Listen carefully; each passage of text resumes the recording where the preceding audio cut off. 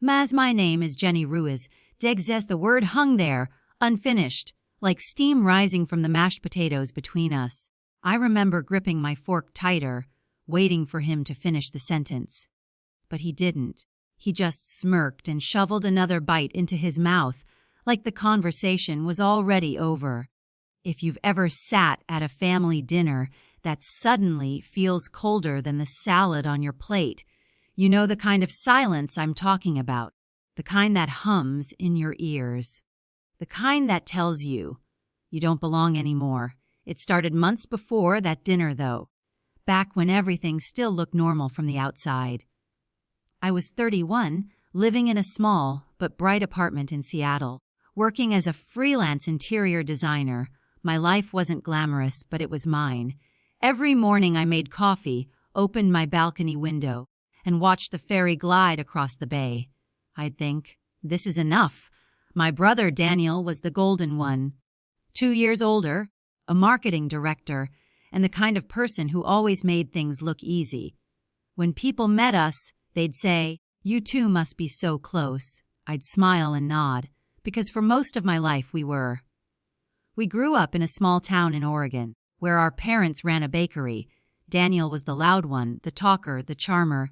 I was the quiet one, sketchbook always open, flour dust on my sleeves. He used to tell me, "You're the artist, Jen." I just sell the cookies. I used to believe he meant it kindly. After Mom passed, things changed. She'd been the glue, the one who made us both feel seen. After the funeral, Dad grew quiet. Daniel started coming home less. I stayed, managing the bakery part-time to keep it alive. And then, 3 years ago, when Dad's health began to fail, Daniel finally moved back.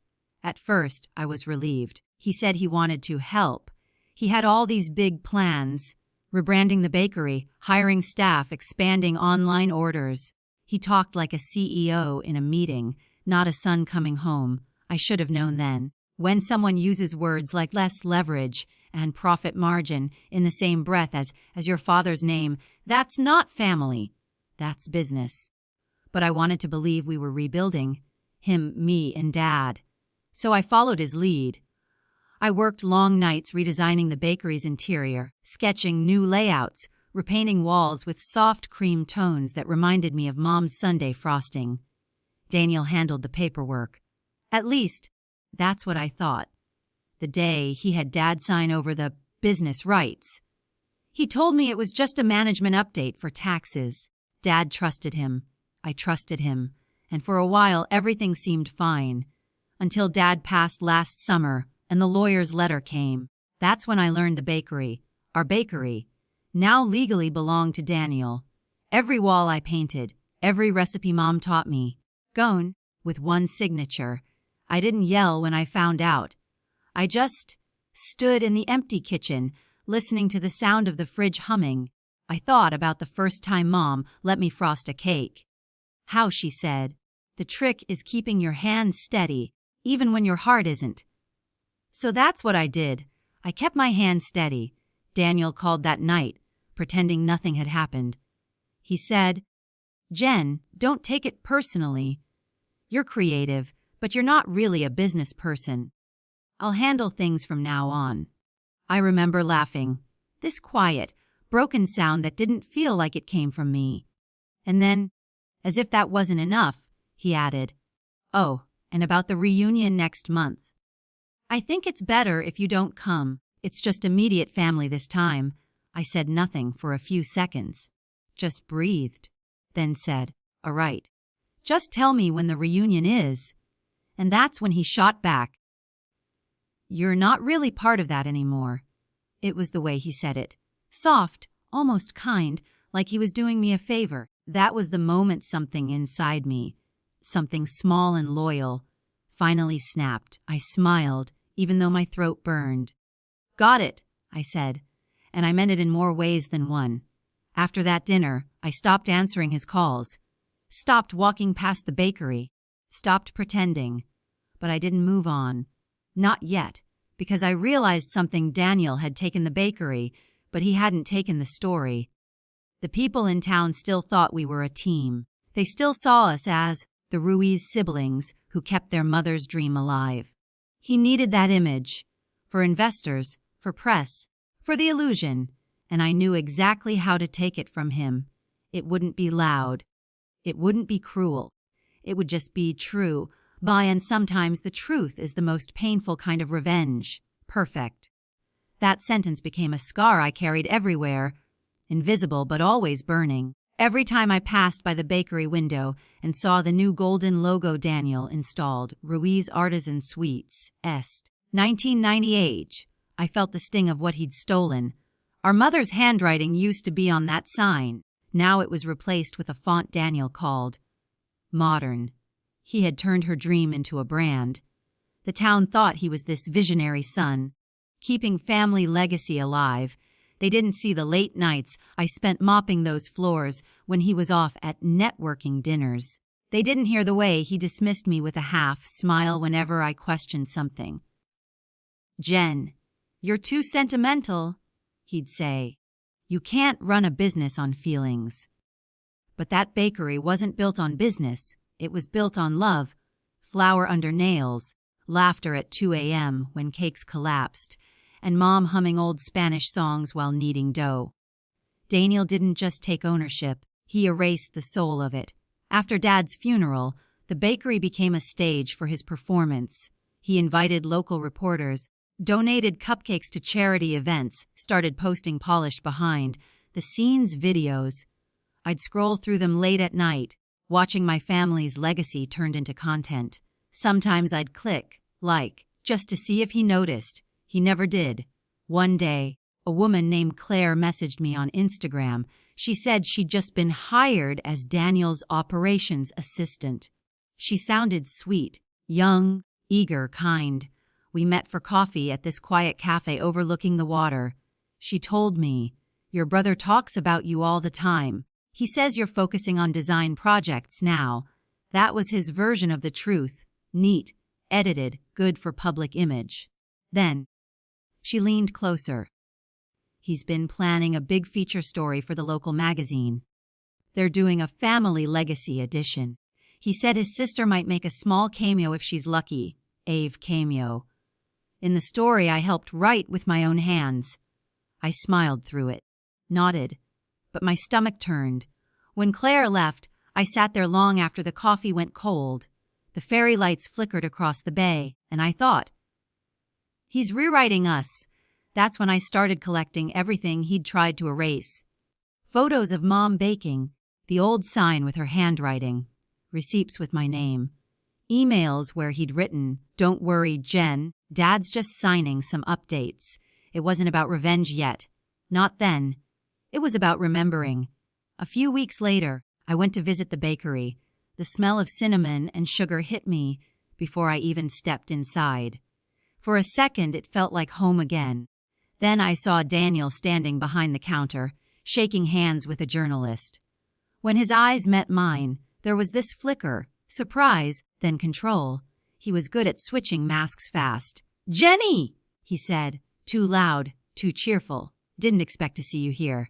Everyone, this is my sister. She used to help out." "Say used to," the reporter smiled. "Oh, you must have learned a lot growing up around all this." I wanted to scream. But instead, I nodded and said, "Yeah, I learned what family really means." Daniel's jaw tightened for just a second. A tiny crack in his perfect performance. That's when I knew I could break him. Not by fighting, but by letting people see who he really was. That night, I walked through our old house. Dad's room still smelled faintly of aftershave. In the attic, I found boxes of Mom's things.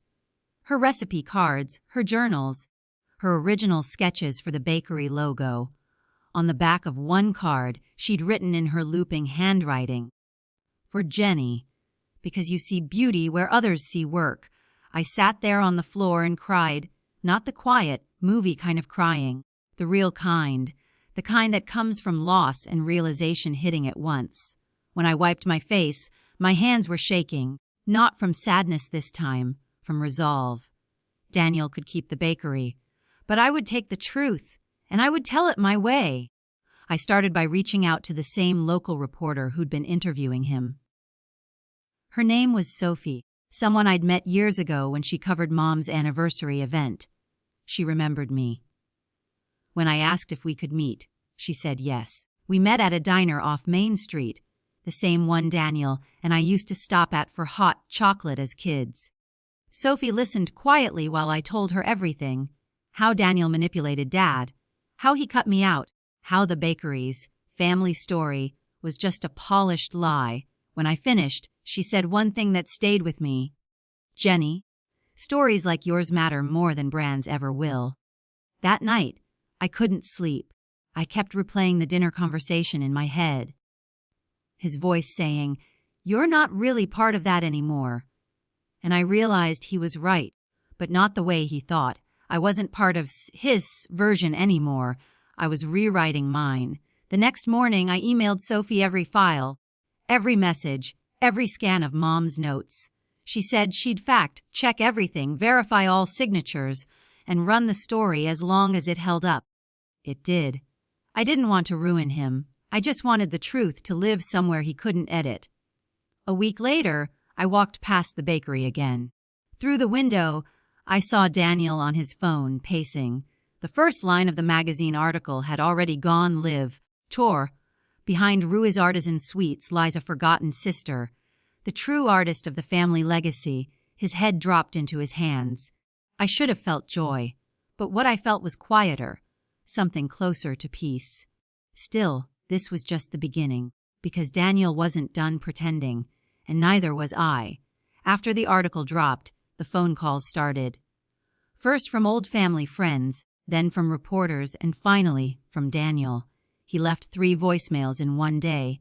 The first was sharp, "Jenny, what the hell did you do?" The second, smoother, "Look, maybe we can fix this together." The third was almost pleading, "Please don't do this to me." To us! To us! Funny how that word only comes out when they're the ones bleeding. I didn't respond. Not yet. Because the truth was, I didn't want destruction. I wanted exposure. The kind that doesn't come from shouting, but from silence that lets everyone else hear the echo. The town was small. Whispers traveled fast. People who used to praise Daniel's vision started asking quiet questions. Did he really take it from her? I heard Jenny did all the designs.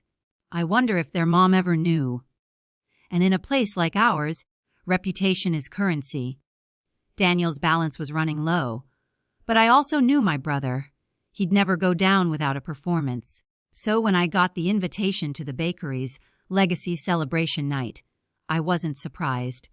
It was a full-page flyer. Tor, Ruiz Artisan Sweets, a tribute to family, passion, and new beginnings. There it was, his comeback attempt. I almost laughed. He'd scheduled it exactly 1 week before the annual Ruiz family reunion. The same reunion he told me I wasn't really part of. The irony was delicious. That night, I stood in front of my mirror, holding one of Mom's old silver necklaces, the kind she wore on opening day. I hadn't worn it in years. It felt heavy around my neck, like memory and defiance intertwined. I wasn't going to crash his event. I was going to attend, quietly, gracefully, as if I'd been invited all along. But I wasn't coming empty-handed. You see, I had been working on something of my own. For months after the betrayal, I'd been compiling photos, voice notes, and videos, not of Daniel's lies, but of the real story. The bakery before it was a brand. The laughter, the recipes, the heart. I edited it together into a short film, 8 minutes long, titled, "Sass, What Family Used to Mean. No accusations, no narration, just images," and my mother's voice humming in the background. I'd found an old recording on her phone. Soft, haunting, human. The plan was simple. The bakery had a projector that looped videos of desserts for ambience. Claire, Daniel's assistant, the one who'd messaged me months earlier, had quietly left his team after the article went live. She still had access to the media server. When I told her what I wanted to do, she didn't even hesitate. "Send me the file," she said. "I'll make sure it plays first." And so I did. The night of the event, I arrived early, blending in with the small crowd. The place looked sterile. Polished marble counters, gold trim, perfect lighting, the smell of authenticity replaced by expensive air fresheners. Daniel was in the center of it all, shaking hands, posing for photos. He looked like a man trying very hard to look like a man at peace. When he saw me, his smile faltered just slightly. "Jenny," he said, low but tight. "I didn't expect you'd come. I wouldn't miss a family event," I replied, the words tasting like irony. Before he could respond, the lights dimmed. The projector screen at the back flickered to life. The guests clapped, expecting some sleek promotional video. Instead, the opening frame appeared a black and white photo of our mother, flour on her cheeks, holding a tray of cookies. The room went still. Then came the sound, her voice humming the same lullaby she used to sing while baking. The film played scenes of our childhood, me and Daniel decorating cupcakes, Dad dusting powdered sugar over pastries, Mom laughing as she chased flour across the counter. Every clip was real, every moment unedited. Then, halfway through, a soft line of text appeared on screen. "Some stories don't belong to one person. They belong to everyone who remembers them." No one moved. I stood near the back, watching Daniel's reflection in the glass display. His jaw was set, eyes fixed on the screen, knuckles white against the counter. When the film ended, the room stayed silent, the kind of silence that weighs heavy with realization. Then came the applause. Slow, sincere, unstoppable. Not for him, for the truth. Daniel turned toward me, his face pale. "What did you do?" he whispered. I looked at him, calm, almost kind. "I told our story," I said. "The one you forgot." He didn't reply. He just walked out the side door into the night. Afterward, people came up to me, some crying, some smiling, some just thanking me. Claire squeezed my hand and whispered, "That was beautiful." The bakery didn't close that night, but something inside it did. The illusion, the control, the silence. And for the first time in years, I walked home without feeling small. The next morning, the video started circulating online. Someone had recorded it and posted it with the caption and chore, "The real story behind Ruiz Artisan Sweets." It spread faster than I expected. By noon, it had thousands of shares. Daniel didn't call me this time. He didn't need to. He knew I'd already said everything I needed to. Without saying anything cruel, it wasn't vengeance that filled me. It was peace, the kind that comes when truth finally breathes. Still, there was one thing left to do. The reunion. The one I'd been uninvited from. And that would be where I gave my brother the final piece of the story.